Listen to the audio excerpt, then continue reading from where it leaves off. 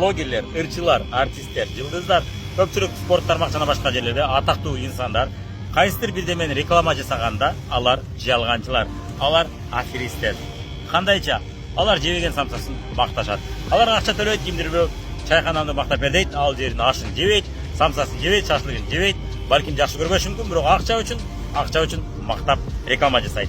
Жалган сүйлөйт. Балким алардын арасында анча продукциялары, анча кызматы жакшы болушу мүмкүн. Алар өздөрү жакшы көрүшү мүмкүн. Бирок көпчүлүгү учурда алар өздөрү ошол тамакты постоянно дайым жешпейт. Ал мекеменин кардары эмес, алар жакшы көрө беришпейт. Колдонбошу мүмкүн, бирок акча үчүн мактап кое берет. Сиз муну бир жакшы билесиз. Аларга караганда сиз жалганчы эмессиз. Эмнеге? Анткени сиз жашооңузда дайым өзүңүзгө жаккан кафени мактайсыз, акысыз мактайсыз. Сизге акча төлөбөйт, бирок сиз мактайсыз. Өзүңүзгө жаккан кандай бир дүкөндө, кандай бир стоматологду, кандай бир айталы сулуу салондо, кандай бир адисти же докторду сизди жакшы айыктырган үчүн, жакшы караган үчүн сиз бирөөлөргө, досторуңузга мактап ошол жакка кардар кылып жөнөтөсүз.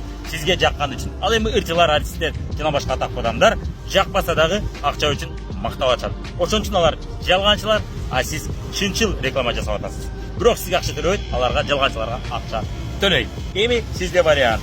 Жалганчы атактуу адамдардын жалган рекламасын көрүп жүрө бериңиз, же болбосо сиз ушундай мүмкүнчүлүк бар экен, өзүң колдонуп көргөн, жактырган продукцияны мактап атып, киреше нолдон бизнес баштап киреше тапса болот экен деп, бул мүмкүнчүлүктөн пайдаланып сиз дагы блогерлер, ырчылардай акча тапсаңыз болот. Бирок жалган сүйлөбөстөн жакканын жакты, жакпаганын жакпат деп айтып атып. Эгер мындай мүмкүнчүлүк сизге кызык болчу болсо, анда комментарийге плюс басабыз, лайк коебуз жана биздин баракчага катталабыз.